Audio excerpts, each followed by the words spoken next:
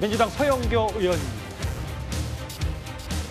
어제 저희가 정확히 이 시간쯤에 사상 초유의 대법원장 청문회를 여당이 일방 추진할 거다라는 속보도 전해드린 바가 있습니다. 글쎄요, 이제 아직까지는 음모론 수준의 의혹 제기를 근거로 청문회를 열겠다고 하는데요. 그런데 오늘 처음으로 이 비밀 회동설의 의혹을 주장했던 이 유튜브 매체가 서영교 의원을 가리켜서 이런 말을 했습니다. 제가 지난번에 제보 받았어요. 4월 4일 날 윤석열 판결 선고 끝나고 4월 7일인가 4월 10일인가 15일인가 그 발언이 정확하지 않았어요. 한도 없어. 목적 게임이지만 점심을 먹었다 할 수 있는 그 자리에서 주위계로 그런 말을 했다는 거야. 이재명이 사건 대법원에 올라오면 대법원에서 알아서 처리한다. 그런 얘기 했다는 거지. 어제 대선 개입 의혹 청문회의 증인으로 당연히 열린공감TV 그리고 정상명 총장 이런 사람들 증인으로 채택했어야 되는 거 아닐까요? 이들은 쏙 뺐습니다. 왜? 서영교 의원이 제기한 것이 가짜뉴스이기 때문에. 그래서 어제의 청문회안 통과로 서영교 의원은 스스로 가짜뉴스인 것을 자인한 것으로 보아야 될 것입니다. 이 얘기가 논란거리입니다. 이현정 의원. 네. 열린공감TV 운영자가 동아일보에 이런 얘기를 했다는 거예요.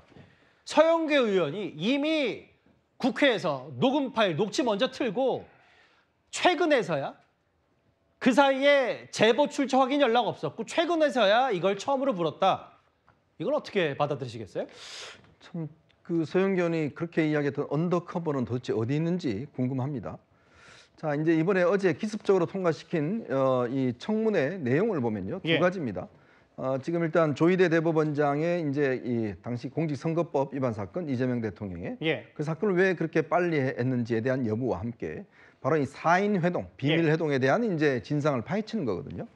그게 중요하게 누가 제기했습니까? 바로 서영교 의원이 지난 5월 달에 이 상임위에서 저 녹음을 틀면서 제기를 했지 않습니까? 그러면 저 녹음을 틀기 전에 예를 들어서 그걸 먼저 틀었던 열린공감TV에 전화를 해서 아, 이게 어떻게 된 거냐라고 물어보고 난 다음에 확인하고 난 다음에 틀는 게 정상이지 않습니까? 뭐 당연하죠, 그죠? 그죠? 그러니까 문제는 이제 당시 열린공감TV도 이게 썰 정도다, 이게 확인되지 않은 썰 정도다라고 이제 이야기를 했어요. 근데 이제 문제는 서영교 의원이 저걸 먼저 튼 다음에 저렇게 상임위에 튼 다음에 그 다음에 전화를 해서 이거 어떻게 된 거냐고 확인했다는 거잖아요. 그 이야기는 뭐냐면 일단 질러놓고 나중에 확인했다는 거 아니겠습니까? 자, 그렇다면 서영교 의원이 저렇게 힘차게 본인이 자신 있게 이야기했던 도대체 이 4인 회동과 관련된 주장의 근거가 뭐냐? 본인이 이야기를 했습니다. 예전에 뭐 어떤 의원으로부터 뭐 고위 민정했던 의원으로부터 전해 들었다 뭐 등등 여러 가지 이야기를 많이 이야기를 했는데 자, 그렇다면 본인이 이야기를 들었다는 데 대한 증거가 뭔지 전 그걸 좀 지금 빨리 밝혔으면 좋겠어요. 아니, 예를 들어서 청문회를 하는데 뭔가 근거가 있어야 청문회를 할 거 아니겠습니까? 아무 근거도 없이 대법원장을 불러내요? 그런 청문회가 어디 있습니까? 대법원장이 관련됐다는 누구라도 나와서 뭔가 실제로 증언을 하든지 뭘 문서를 흔들든지 라고 한 다음에 청문회를 해야 될 거 아니겠습니까? 근데 이 서영교 의원은 본인은 확인 절차도 거치지 않고 했는데 글쎄요, 아직까지 저렇게 이야기가 없는데 과연 이걸 근거로 한 기습적으로 통과시킨 청문회 어떤 요청서가 과연 이게 합법성을 가지고 있을지 의심스럽습니다. 열린공감TV 운영자는 또 이런 말까지 하더라고요. 김진욱 대변인. 서영교 의원이 사전에 미리 전화를 했다면 제보 출처가 확인되지 않았던 거 알렸을 거다. 근데 이 말을 하더라고요. 좀 당황스럽습니다. 그리고 당도 지금 이 부분에 대해서 저 지난번에 김병기 원내대표도 이런 얘기 했지 않습니까? 최초로 문제를 제기하신 의혹을 폭로하시고 제기하신 분이 조금 더 책임 있는 해명을 내놔야 될 것이다. 이렇게 말씀을 하신 적이 있었는데 지금도 그 입장은 크게 변화된 것은 없는 것 같습니다. 그러니까 서영교 의원께서 좀 전에 말씀 주셨던 것처럼 두 가지 사안이 겹치다 보니까 어떤 이 의혹에 대한 확신을 갖게 되신 것 같습니다. 국회의원으로부터 이 그 조희대 대법원장과 관련된 부분을 먼저 제보를 하나를 받았는데 그 이후에 직후에 바로 열린공감TV에서 이 녹취 부분이 나오고 이 두 가지의 맥락이 너무나 일치한다라는 어떤 그런 확신을 가지셨던 것 같아요. 설령 그렇다 하더라도 이 부분에 대한 어떤 사실 검증이라든지 이 부분에 대해서 조금 더 적극적으로 하시고 문제 제기를 하셨어야 되는 거 아닌가라는 생각들을 가지고 있는 계신 당내의 의원들도 상당히 많이 계신 것 같고요. 지금 또 어제 청문회도 지금 보도가 나오는 걸 보면 사실 지금 법사위에서 추미애 위원장과 여당 소속의 법사위원들이 이제 처리를 했는데 이 과정 속에서 민주당의 원내 지도부하고 사전에 충분한 교감을 이루어서 한 것이 아니다라는 지금 얘기도 나오고 있습니다. 그렇기 때문에 이 부분에 대해서 우리 민주당 내에 또 일부 의원들께서는 조금 더 이 부분이 좀 경솔했던 거 아니냐, 조금 더 확실한 뭔가를 가지고 얘기해야 됐었던 거 아니냐, 오히려 지금 상당히 근거가 있다 하더라도 그 근거가 밀리는 분위기를 연출한 것은 좀 알겠습니다. 좀 잘못된 거 아쉬운 부분 아니냐, 이런 식의 표현들이 나오고 있어서 이 부분에 대해서는 저도 좀 당황스러운 부분이 있습니다. 김진욱 대변인도 좀 당황스럽다고 언급을 하셨는데, 근데 이렇게 근거가 미약한 서영교 의원이 이런 의혹 제기될 때 당시에 지난주까지만 하더라도 민주당 정청래 대표는 이거 사실이라면 큰 문제다, 마치 서영교 의원에게 힘을 실어주는 얘기를 했기 때문에 이게 뭐 단순하게 서영교 의원 단독 플레이다라고만은 볼 수가 없겠습니다. 일단 이 정도인데요. 근거가 너무 없어도 없는 거 아니냐. 그럼에도 민주당은 본질은 조희대 대법원장의 대선 개입이다. 한덕수 전 총리, 지기현 판사 다음 주 조희대 청문회에 줄줄이 증인으로 부르기로 했습니다. 그런데 핵심 인물로 보이는 열린공간TV 관계자들은 증인 명단에 넣지 않았습니다. 조희대 대법원장 대선 개입 의혹 관련 긴급 현안 청문회 실시 계획서 채택의 건. 자, 반대하는 위원님은 손을 들어주시기 바랍니다.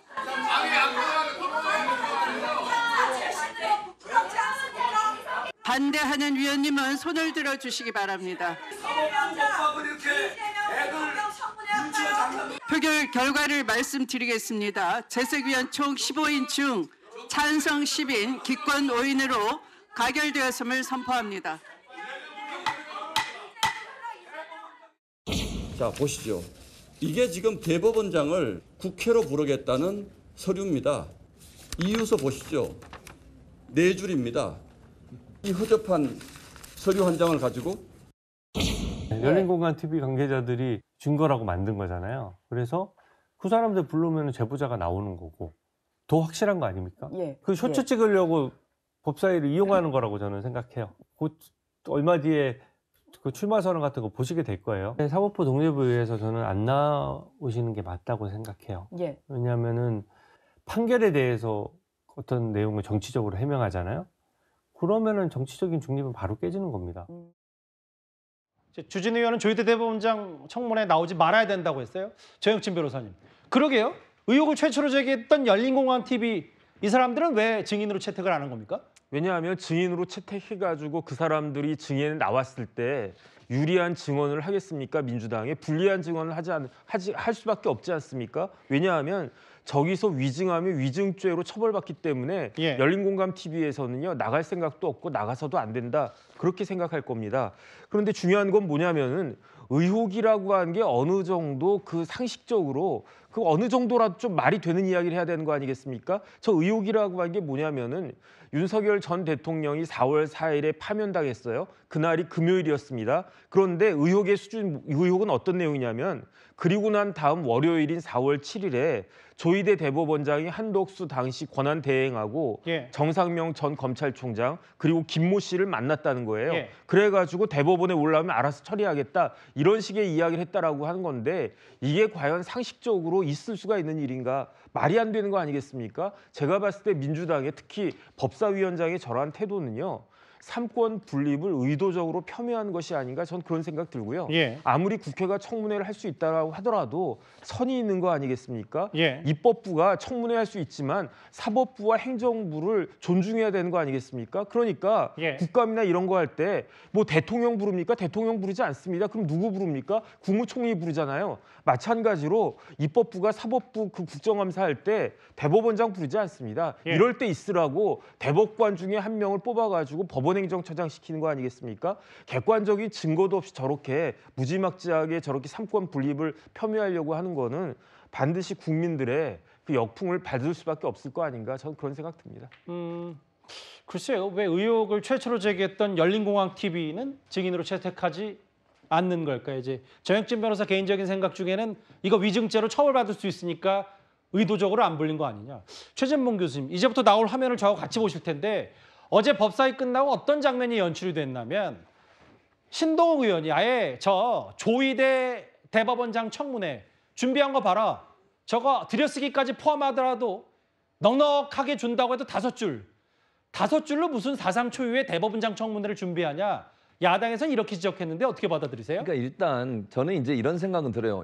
첫째로 제가 말씀드리고 싶은 것은 저렇게 이제 조희대 대법원장을 부를 때 저런 방식으로 해서 뭐 이렇게 일방적으로 하는 것은 바람직하지 않다고 개인적으로 생각합니다. 예. 그리고 열린공감 TV에 있는 그 사람들도 나와야 된다고 저는 생각해요. 그래야 들어볼 수 있지 않겠어요? 거기에는 저는 동의를 하고요. 다만 이제 이렇게 사실은 민주당에서 이런 의심을 품는 이유가 물론 사실관계 모르겠습니다. 그러나 지난번에 이재명 지금 현 대통령 당시 대표의 유력한 대권 후보에 대한 파기환송심을 그렇게 소부에 간 지 이틀 만에 그걸 그 전원합의체로 직권으로 넘기고 그리고 나서 이틀간 검토하고 2번의 회의를 통해서 그걸 넘겨버렸어요. 예. 그러니까 파기환송을 해버렸어요.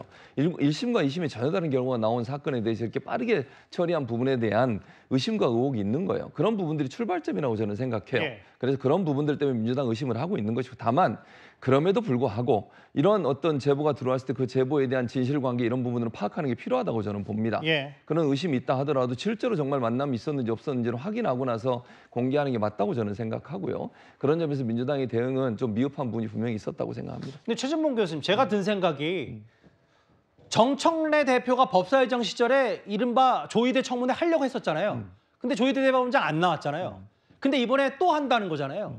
근데 또 한다는 이유가 최근에 있었던 그 수상한 회동 근거로 해서 청문을 한다는 건데 그렇죠. 그 근거가 없는데 그러면 정청래 대표가 법사위원장 때 또 한 번 하고 이번에도 본질은 그거니까 또 한 번 또 청문해야 되고 이렇게 해야 되는 겁니까? 그러니까 아마 정청래 위원장이 있을 때는 아마 제가 얘기했던 그 사안에 같은 거 얘기한 걸로 저는 보고요. 예. 이번 같은 경우에는 아마도 그 사안을 물어보고 싶어서 부른 것 같은데 이유를 아까 말씀하신 그 이유를 지금 뭐 그 수상한 그러니까요. 회동으로 지금 명분 삼는 거잖아요. 그러니까요. 그래서 그게 이제 저는 좀 문제가 있다고 생각하는 거예요. 예. 그러니까 이게 조희대 대법원장을 부르면 아마 그걸 제가 얘기했던 걸 물어볼 거예요. 예. 만약에 나온다고 하면 제가 볼 때는 조희대 대법원장 안 나올 가능성이 높다고 저는 생각을 하는데 그게 목적이지 사실은 그날 회동이 있었냐 없었냐 물론 그것도 질문을 하겠지만 예. 밝혀내기가 어려워요. 왜냐하면 근거나 자료가 없는 상태에서 예. 물론 뭐 민주당 의원들이 또 다른 제가 모르는 어떤 근거를 갖고 있는지 모르겠지만 예. 그게 없는 상태에서 추궁을 한다 한들 뭐 조희대 대법원장 당연히 부인하겠죠. 예. 그래서 제가 볼 때 나오지도 않을 거라고 저는 개인적으로 생각하는데 예. 그런 이유 때문에 사실은 목적은 사실 그때 재판의 문제 그 문제를 지적하고 싶은 건데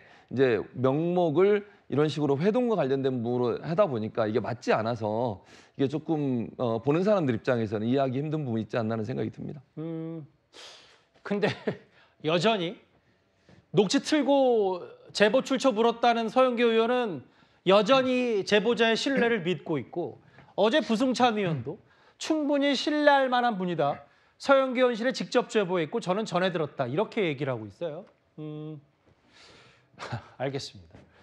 일단 하겠다는 거잖아요. 대법원장 초유의 사법부 수장의 청문회를. 이런 기류를 국민의힘은 어떻게 읽고 있냐면요.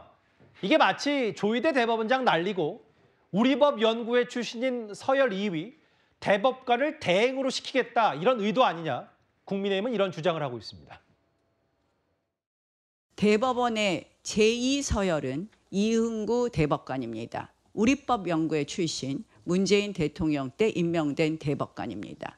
결국 이흥구 대법원장 대행 체제로 사법 장악을 시도하고 파괴를 완성하겠다는 뜻이라고 봅니다.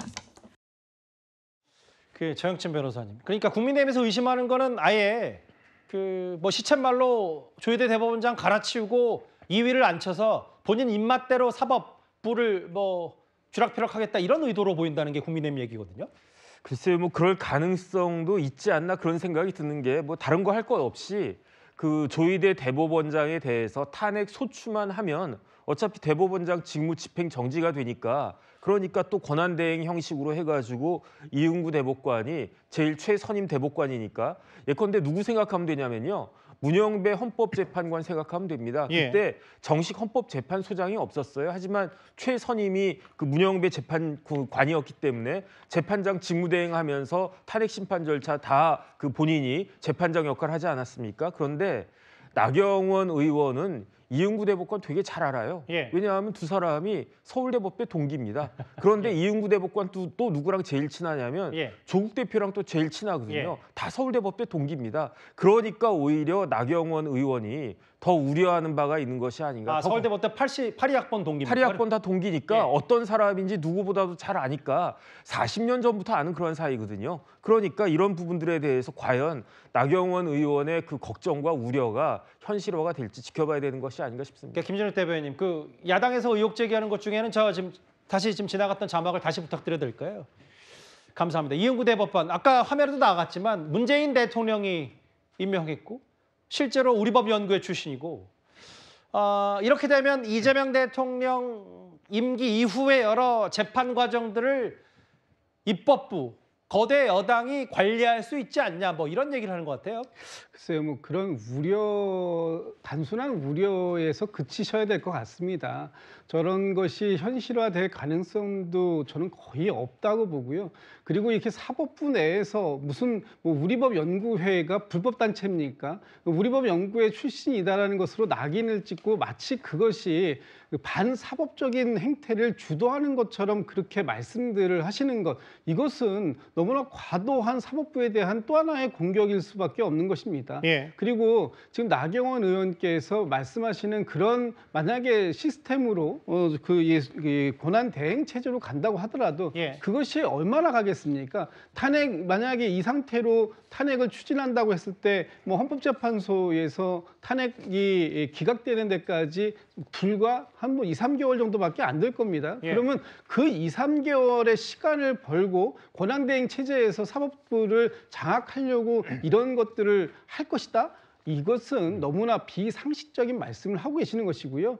만약에 조희대 대법원장이 본인의 그 무능과 또 사법 신뢰를 붕괴시킨 것에 대해서 책임을 지고 사퇴하신다면 새로운 대법원장을 선출하는 것이 정상적인 방법이지, 이렇게 뭐 2인자를 통한 이 권한대행 체제 그리고 그것을 통해서 사법부를 장악한다, 이것은 너무나 나간 그런 저희 음모론적 발상이다, 이런 말씀 좀 드리고 싶습니다. 예정대로라면 다음 주 정확히 화요일 조희대 대법원장의 청문회가 오전에 열리는데 조희대 대법원장의 출석 여부도 불투명하고 게다가 준비 과정을 쭉 보니까 거대 여당이 아직 그 제대로 준비도 못한 듯하다라는 비판도 받고 있어요. 단 4줄만 준비했고 증인 채택 논란도 있고요. 6위였습니다.